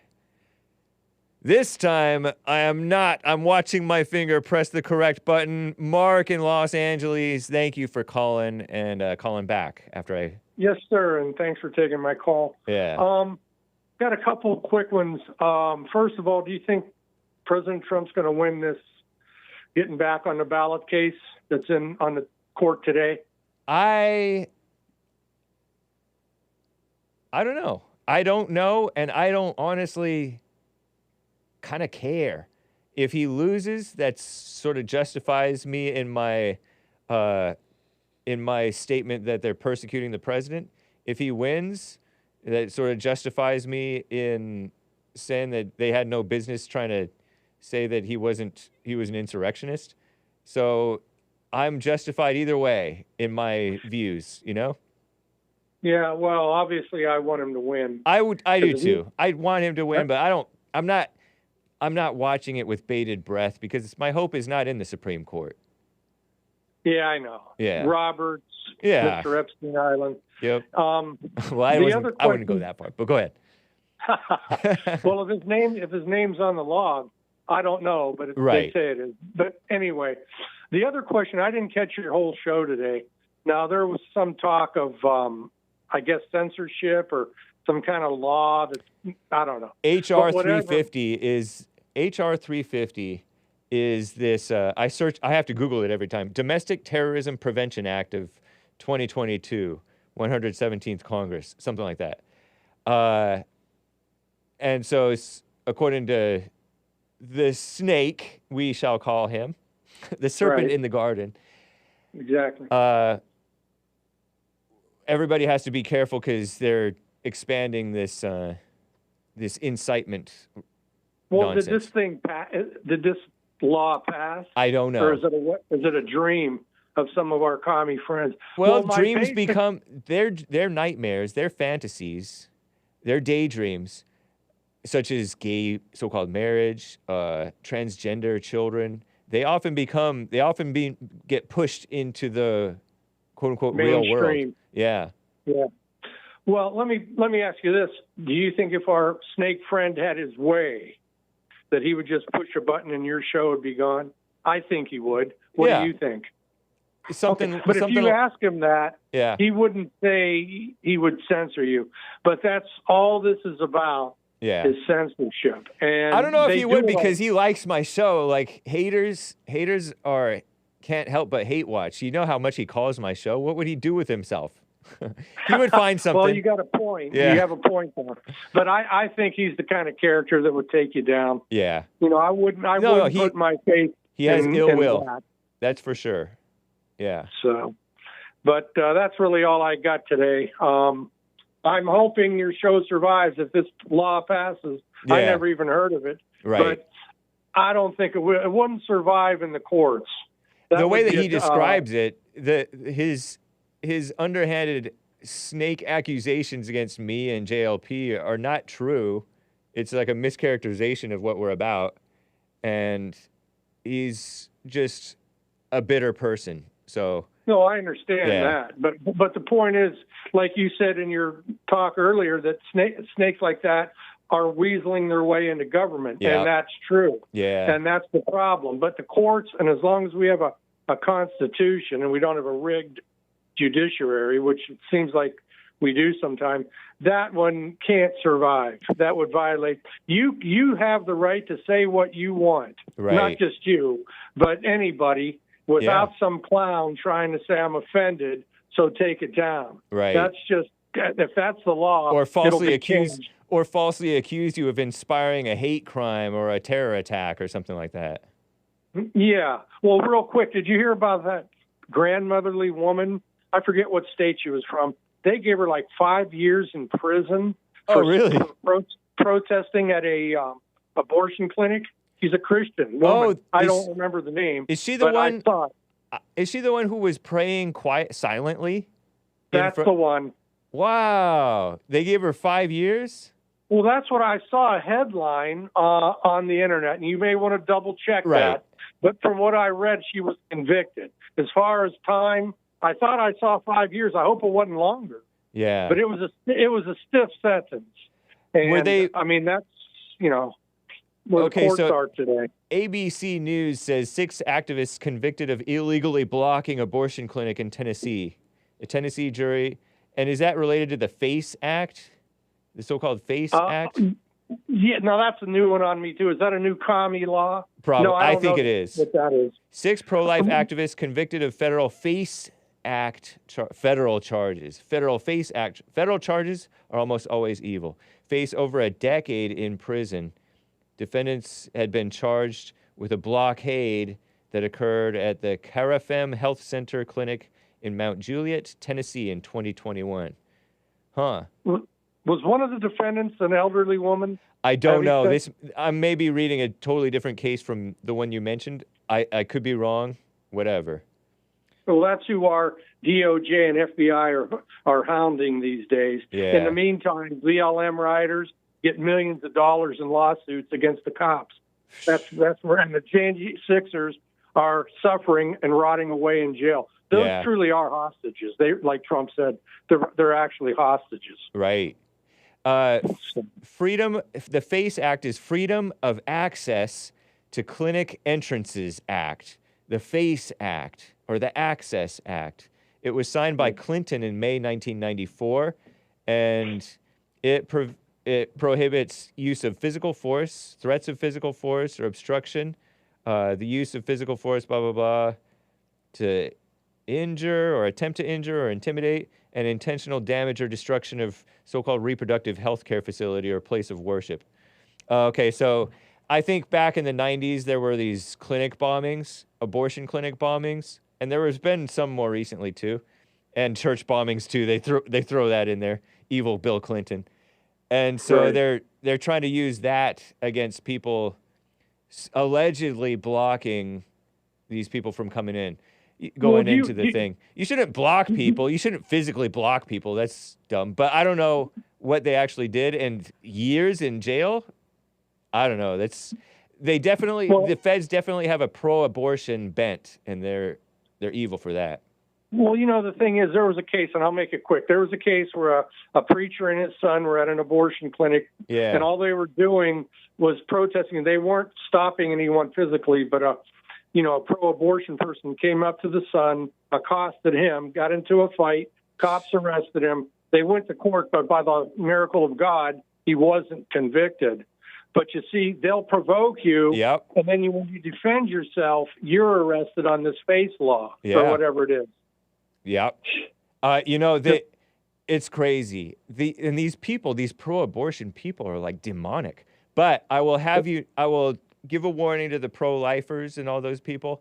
Be wise. You got to be wise in how you behave. Stay anger-free and keep your wits about you so you don't get yourself in unnecessary trouble. Well, the story that I read on the woman that I mentioned, she was merely praying. Yeah. She was sitting there praying, and they arrested her. I'll have to look into that to get the real story. But yeah, that's what I heard too on X, on Twitter, was that this woman was praying silently. Silent prayer. Yeah, they showed a picture of her. Did you see her picture? Okay, she's like a grandmotherly, probably 70-year-old person. Yeah. Unbelievable. Ridiculous. And BLM riots. I know. Total double standard. Definitely. Yep. Well, thank you for your time. I appreciate it. Yeah, thank you, man. Appreciate it. Take care. Bye-bye. Mark in Los Angeles. Let me double check for any supers that may have come in here, guys. Over on rumble.com. Shout out to the supporters there. On Streamlabs, we're all clear. On buymeacoffee.com. Someone bought a coffee saying, I'm black and slow, so can I get a yes or no from my coffee yesterday? Do you respect your mom? I said no. I said, you should not respect your mom. I said no. I respect human beings, but respect your mother is like this special respect, if that's what you mean. No. So I'll just go with no. Lastly, the fact that you think you're right about the justice system, regardless of the outcome, is funny. Because it must be nice to make unfalsifiable arguments. I'm not making an argument. I'm just stating my case. I'm happy either way. Reminds me of the economy arguments. If it's good, it's Trump's economy still. If it's bad, thanks, Biden. No, I say thanks, Obama still. But thank you. I'm glad I amuse you. And thank you, as always, for the coffees. I have thought about, like, I don't know. We'll just, black appreciation. How about some white appreciation? Mr. Someone, do you appreciate whites? Do you appreciate us? Am I white? Yeah, I think I'm white. I do have a little bit of Irish in me. Maybe it's way down in there. Way up there in my family tree. Cool. Okay, guys, we're at 5 minutes till the top of the hour. Let's see what I can fit in. Proof. La la la stands for 666. I disavow this, but I saw this in my screenshots in that main folder there. La la la 666 per BitChute comments. Yes, I try to read my BitChute comments. Did you know the Hake report is on BitChute? I wonder if I have a BitChute preset in my reply commands. Nope. Your shirt, Pete Midas, not to dox, says on BitChute in the comments section. There to the rich comments section. Your shirt has la la la. The Hake report, la la la. 1 do, 2 re, mi fa so la, ti do. ti, la, so, fa, mi, re, do, re, mi, fa, sol, la, ti, do. So la is number 6. La, la, la equals 666. And then he also says low key, parentheses, blue. I don't know what that means. But show the next one that's my shirt wearing la, la, la. And I'm like mind blown. I used to not like that emoji. But I guess I can handle gore now. You know that gory mind blown emoji? Ugh. But there's me wearing my la la la t-shirt. Desert pink, by the way. Anyway, I gotta end. Oh, shoot. I should have ended a long time ago. Can you pull up my Ain't No Monkeys in My Family Tree? Fave. Ain't no monkeys in my family tree. In the world. I gotta end. Ain't. No monkeys in my family tree. I'm trying to end this. You found it? Nice. Adios, America. Joel Friday TV coming up next. Thanks, Hassan. He's a lifesaver. Oh, no way, man. Oh, it's not there? I gotta end, and I don't have time to play Frodis Thursday. I forgot that it's a longer track. So there's no hope. There's no hope. I think I have it. I'm gonna paste it into the main folder. Boom. You see it in there? Here it is, guys. Adios, America. Bye.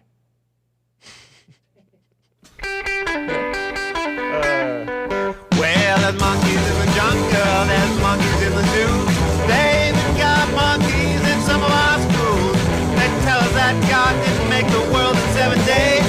They want us to believe that we evolved from the apes. We did not evolve. Well, I don't know about them, but I know about me. And there ain't no monkeys in my family tree. The monkeys in the vines, and you'll see them up in trees. You can even see them right there on the TV. They claim that Jonah never lived in the belly of a whale, that our ancestors walked around dragging their tails. I don't know about them, but I know about me. There ain't no monkeys in my family tree. When you see some monkeys, they look kinda cute, but not when they're wearing a tie and a suit. Big book of lines and a fancy degree, trying to make a monkey out of me. No, no, no.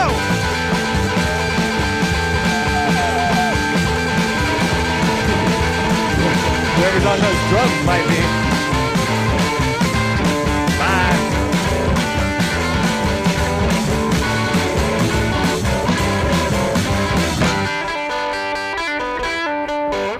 Well, some monkeys are honest and some monkeys are crooks.